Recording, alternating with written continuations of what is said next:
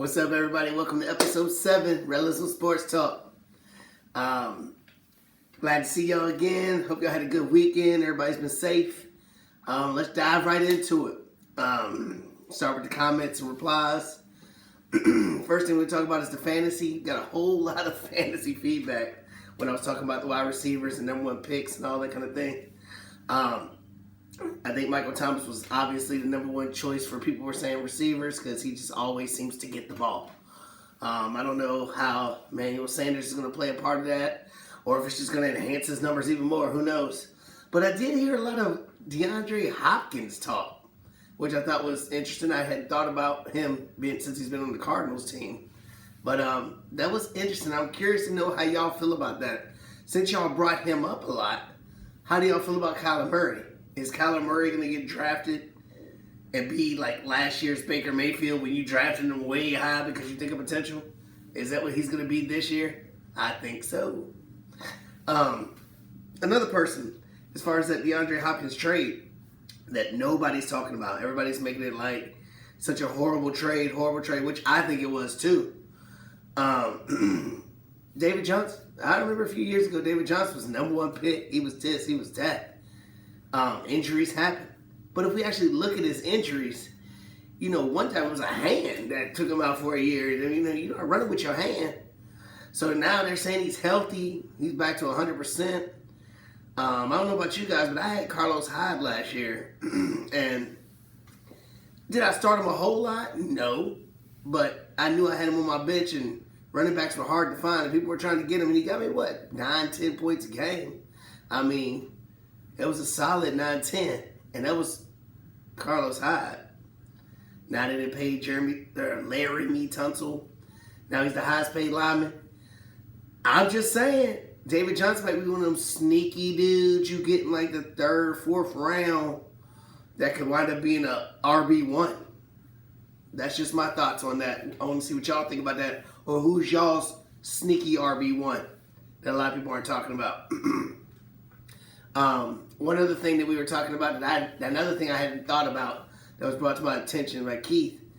He said, is he the only one that think drafting Love for Green Bay was a bad thing? Because all I've done and all I've heard was negative stuff. That's all I've heard and said. I thought it was dumb. But then he said, Aaron Rodgers has been a pain. He's been hard to handle. I don't know if he's a great teammate, things of that nature, difficult to deal with. I've heard people say that about Jordan and Kobe, and look what they did. But granted, that's why I think Phil comes into it. Phil was that kind of person that could handle that maniacal ego and that just diabolical, just go get you. I don't know about this LaFleur. He can't. I don't think that he can handle Aaron Rodgers. I think he's intimidated by Aaron Rodgers. And I think now that you bring it up, Keith, I think you might have me on to something with that. He might want to mold somebody in his image, have the running game going. That might be something to keep up with. I look forward to seeing how that plays out in the next couple of years. All right, keeping with the NFL topics, we had all our 5th-year options either picked up, declined. Pat Mahomes picked up, One person I want to focus on real quick is Corey Davis. I know a lot of people ain't talking about Corey Davis, but like I said, we play fantasy football. We all do it, Corey Davis was on some rosters, and then when Mariota was there, he wasn't really getting the love because Mariota's not one of them pristine passers. Like, he wasn't like that sitting in the pocket quarterback type dude to throw it to. You know what I mean? But when Tannehill came in, it seemed like, damn, Corey Davis might be all right. Start putting these numbers, and he's a big physical dude. They declined his option. So, if, in my opinion, a way that Green Bay can fix their problems or help their problems is say, hey, Aaron Rodgers, we're in win now mode. I wasn't going to draft you no rookie. We're going to get you somebody like Corey Davis. Do some stuff like that, man. You can spin it however you want to, Green Bay, but you better get the most out of you can for these 2 years with Aaron Rodgers, because Love ain't going to be ready to win no Super Bowls no time soon, I don't think. So try to maximize your years you got with Aaron Rodgers. That was just a tricky thought. What y'all think about that, or who could be other wide receivers that Green Bay could snag real quick to pair with bunches of funches and Devontae Adams? I think that'd be a good 3 right there, man. Plus you got Lazard and them. I think we are. Mitchell Trubisky declined. They said you denied. We moved up in the draft one spot and gave up all this stuff to deny you. Tommy, you might be right. Cam Newton to the Bears. That might be scary. That might be scary. That might be a good fit. Have Foles back there that knows the offense to teach Cam or just to be an insurance policy. That might be a good one coming right there. Who knows? All I know is my coach and my Redskins didn't give him no favors. I'm like, well, I'd rather have his backup. Oh, no. I think we're stupid. If we could get a deal like Andy Dalton to the Cowboys for $3 million, if Cam Newton would come to the Redskins for $3 million, you can get rid of all the other quarterbacks, let him roll, and Haskins can be our backup. And let's see what we do with that for a minute. Speaking of that, for Andy Dalton to the Cowboys, why is everybody flipping out? Why is everybody tripping? Oh, it's not fair to Dak Prescott. Oh. I mean, is Dak Prescott that much better than Andy Dalton? I think he's better, don't get me wrong. On a scale of 1 to 10, I'd say Andy Dalton's maybe a 6.5, 7. I think Dak Prescott's maybe a 7.5. I mean, that's just where I'm at. So if I got to pay somebody $3 million a year as opposed to somebody $30 million a year, I'm just saying, if you only gonna give me one more point above, I mean, I don't know.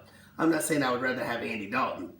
I'm just saying that's a huge backup to have, because I've seen backups in Dallas before, Cooper Rush and all these other mugs that couldn't throw nothing, Brandon Whedon, and nah.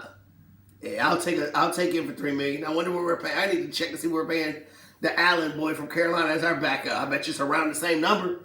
I'd much rather have Andy Dalton. Just saying. And if I was Dak Prescott, they give me one for $30 million for 4 or 5 years. You better go ahead and sign that paper, yo. Keep playing around, yo. Keep playing around. All these people in the press, they keep on talking. Des Bryant and everybody else, Stephen A. Smith, everybody jumping all over the Cowboys. It's going to go either two ways. Ain't going to be nothing in between. Either they're going to say, man, we're stupid. We need to pay you. Or they're going to say, hell with y'all. We'll get somebody else. But I don't see why everybody's flipping out anyway. Because Jerry Jones likes shiny toys. He likes these shiny, spectacular toys. You know what I mean? Andy Dalton ain't no shiny toy. He been rode hard, put away wet. You know what I'm saying? He ain't really done a whole lot, You know what I mean? He had a few good years. He did win 10 games a few times, but Now, if it was Cam Newton coming in the building, and then they were like, oh, then I'd be like, oh, Dak, uh-oh, I don't even know. But it's Andy Dalton, dude. So everybody simmer down a little bit. Simmer down. Dak will be fine. Just sign your contract.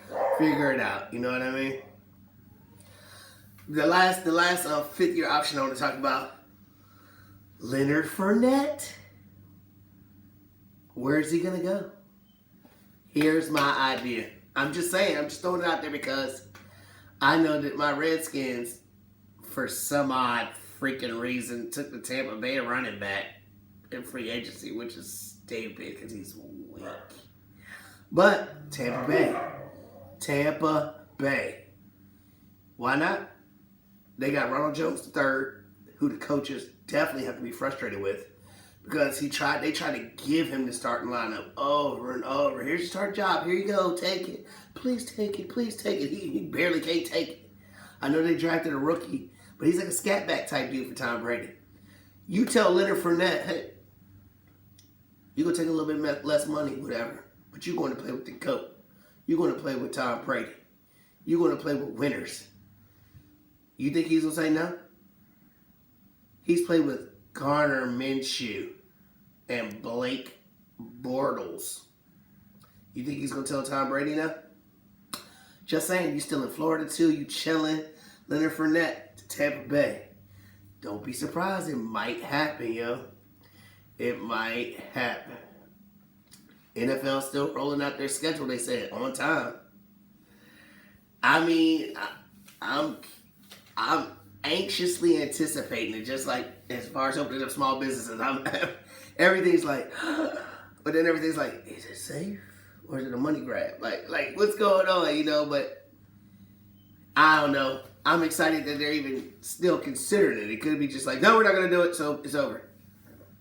So I'm happy that it's still on the table, which means college football might still be on the table. So I'm happy about that. You know what I mean? All right. Enough's enough. We did all the stuff we needed to do. You know we're going to get into now that Last Dance, episode 5 and 6. We saw Cubby Bean. Well, they act like we were going to see him for a lot. I saw him for like 5 minutes. I don't even know if it was 5 minutes. I mean, it was awesome to see him. Probably if I'd have saw him more, I probably wouldn't have been able to watch it. I'd have been pausing. But you know, it was just amazing just seeing him still talk. Seeing him still talk, just when he speaks, it just seems like I got smarter just listening to him speak. Anyway, and I know it's not about Kobe, but gosh, that's the way he just, I don't know, it's crazy. So this is going to be the final thing I'm going to talk about with Isaiah Thomas. We're going to start off with Isaiah Thomas, and we're going to end it with Isaiah Thomas. Okay? Here's my conclusion. What I was saying about Isaiah Thomas deserving to be on the team was a pure athletic and achievement legacy point. It wasn't about who was better that year, who was all-star that year, who had a better season going on, anything like that. No. I mean, you got to look at Larry Bird. He had a broken back, and he's still on the team. You know, Magic's at his last stage, Ewing, and all these, but everybody's at their last stages. Not everybody, but most of them. It's a legacy team. It was a legacy team.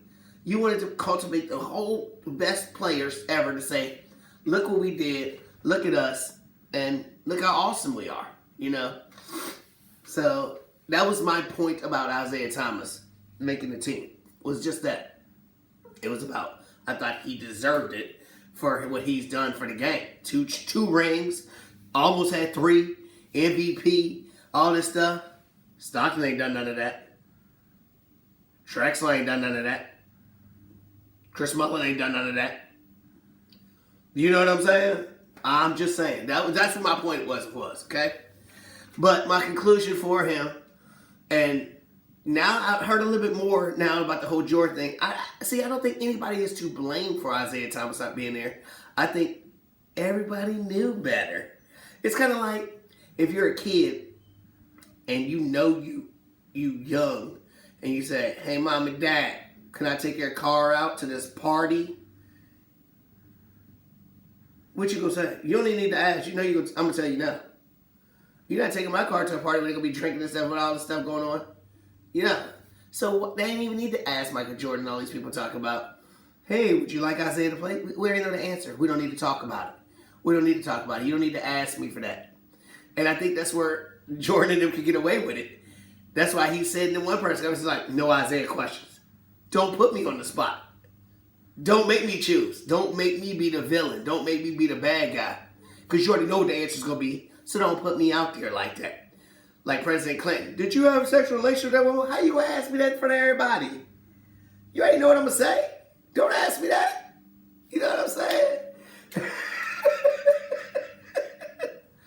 But I'll tell you what. Watching them practice for the Dream Team was crazy. I loved it. And this is my whole point about continuing the basketball season. Like what Vegas was trying to do. Vegas was trying to give them the strip and the hotels and all that stuff. That's my point. That's what I was trying to say. Seclude them like that. And look at the trash talk with them on the court. You cannot tell me that you put NBA teams right here, especially if it's the playoffs, and you got other players in the stands watching, talking trash.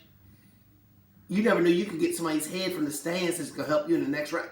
I just feel like it would be amazing to watch that trash talking and all this stuff. Because if you can't get up, they ain't had no fans watching them. Was there any fans watching them? And we talk about practice. Not a game. Not a game. We talking about practice. And they going at it like that.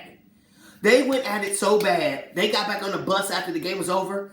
What they say? Ain't nobody speak for like 10 minutes. Ain't nobody say a word. That's because it was real. They had feelings. These mugs were going at each other for a practice scrimmage. A practice. Not a game. Not the playoffs. Like I'm talking about having the playoffs. A practice. You don't think they be going at it? Come on, man. These dudes have pride. They got egos. Especially in front of your peers. Shoot, you crazy. That's must-see TV. And I want to see it. I mean, MJ out here talking like this. It was good seeing Magic talking trash. Yo, I need to see some more Magic talking trash. And he's like, shit, hopping at you and you. You know what I'm saying? Don't make me get back on the court. I love it, yo. But I mean, Jordan said he was God. I mean, so what else you gonna argue with? I'm like, damn, this dude said he was God. God. Goodness gracious, yo. I don't know. But they knew how to light a fire under each other. When those Olympics, I felt bad for Tony Kukoc. He ain't know what was going on. He ain't have a clue. Jerry Krause in the crowd looking at him, talking about he's the savior of the Bulls. Michael Jordan's kind of like, we can eat you, yo. And they tore him up. But, to his credit, Kukoc stood up in the second game, did all right. And I think that's what helped him when Jordan retired to play baseball. When him and Pitt were there. I think that helped him, be a little tougher, be edgier for the game. Because he was a good player. But I think that just ruined Scottie Pippen's relation. Like, Scottie Pippen, the most unappreciated dude, yo. Like, he did so much for the squad, sucked up so much, and never really got compensated for it. I never really saw a lot of commercials for Scottie Pippen. Like, he didn't, how many endorsements did he get? Like, I feel like he didn't financially get justice for nothing. Now, is it all anybody else's fault? No. Could he have marketed himself better? Maybe. I don't know all of the circumstances, but dang, yo. I mean, that's crazy. But he was so bitter that he didn't know how to handle his bitterness. Like when he's screaming at Jerry Krause on the bus. And I know y'all remember the playoff game when Jordan was retiring. They played the Knicks. And last play of the game, here we go. What we gonna do? And the coach is like, we running this play for Tony Kukoc. He's like, what? I ain't getting the ball. Stay on the bench. I don't like that. I don't like that crybaby shit. No. See, if he'd have did that to Kobe, like, oh, we're going to give it to this, and Kobe would have went over to Tony Kukoc like, look, if you catch the ball instead of me, I'm Gertie. But Scottie Pippen ain't have it like that. When Jordan was there, he had it sometimes. But it's easy to get that confidence when you playing with an alpha like that. When you playing with a stud and an alpha like that, it makes you feel better. You know what I'm saying? He makes you feel tougher. It's kind of like you going into a fight. And you got this gigantic dude beside you against these. He's like, yeah, we can get you, yo, because I got this mug with me, yo. That's the way it was with Scottie, you know. He never really was that lead dog, you know. Even when he played with Barkley, he had to play with Barkley and, in Houston, you know. He couldn't be a one-man. With Portland, that was probably, was he the best player on that team? Nah, he wasn't. They still had Rasheed. I don't know. It's a few players, but he was supposed to be the star of that team, I'm sure. But, yeah, you know. And then I like what Dan Moore. George said, oh, Dan Marley's supposed to stop me? You put them on, oh, okay. Whipped him up. You go to the finals. Yo, I know y'all saw when they played Clyde Drexler in the finals. Why did documentary do that to Clyde Drexler? Why they do that? I know, look, if you gotta, I watched it twice. Every time I watched that scene, Clyde Drexler looking like this. Every picture they took of Clyde Drexler, he looked like he was like scared, shook up. They didn't have no smiles on his face. I mean, the series, the Bulls beat him, but there were some games where, you know what I'm saying, that Portland was right in there. Like, it wasn't like a blowout every single game. So Clyde Drexler had to do something. I mean, you know what I'm saying? But it was like every time you saw him, it was like he was scared to death. Scared to death, yo. But hey, you know you're going to get destroyed. I guess that's what happened, yo. But I love the trash talking. I love the way they showed and depicted Jordan of how he just wanted to just devour you. Whether it was playing cards, whether it was playing anything. And it's exactly right what Magic said. So Kobe got that shit from him. Kobe got that from him. He said they playing for thousands and thousands of dollars in the back of the bus. He go in front, they play $1 a hand. He's like, I just want to have your money in my pocket. I love it, yo. I love it, man. So, you know, one thing that I think got lost in the whole thing was the Air Jordan. Maybe they're going to come back to it. We still got 4 more episodes, but I feel like they didn't go enough to that because I didn't realize that Nike was an upstart like that. I guess I just don't pay attention to that back then, but Nike was brand new. He wanted to sign with Adidas, and Converse was the #1 shoe. You know what I'm saying? So I'm sitting there like, you're Michael Jordan, and you're going to Nike, and Nike's brand new. Now look at Nike. And Adidas talking about, oh, we can't have the time and finances to make him a shoe. You better find that finances and stuff to make you a shoe. It's Michael Jordan. Imagine what Adidas would be right now. All day I dream about sports. That's all you see. You wouldn't be seeing no Nike checks everywhere talking about just do it. Everything would be all day I dream about sports, Adidas. Everywhere. Banners everywhere. The 3 check, boop, boop, boop. 3 line. That's crazy. Whoever made that decision, oh my Lord. Now I'm not saying it's Adidas are scrubs now or nothing, but Nike is gigantic. And Michael Jordan had a gigantic part of that. That's crazy, man. I didn't realize that it was like that. I knew he had to be part of Nike. I'm not dumb, but I didn't know it was like the beginning of Nike. And it's so crazy how Converse was the shoe of the NBA, but he still was like, I'm trying to be on Adidas. I'm trying to wear Adidas. And then what happened with Kobe? What was his first shoe? Adidas. Coincidence? I don't know. Real recognize real. Goat recognize goat. I don't know. I don't know what to say. But a lot of different things on there I loved. I look forward to your feedback and what y'all thought about the episodes. Anything about the episodes you think that I missed that we can talk about? Because there was so much on there. I just don't want to go crazy on time here. But yeah, the fantasy talk, David Johnson, Andy Dalton, 5th-year options. Whatever y'all want to bring to the table, let me know. Holler back at me.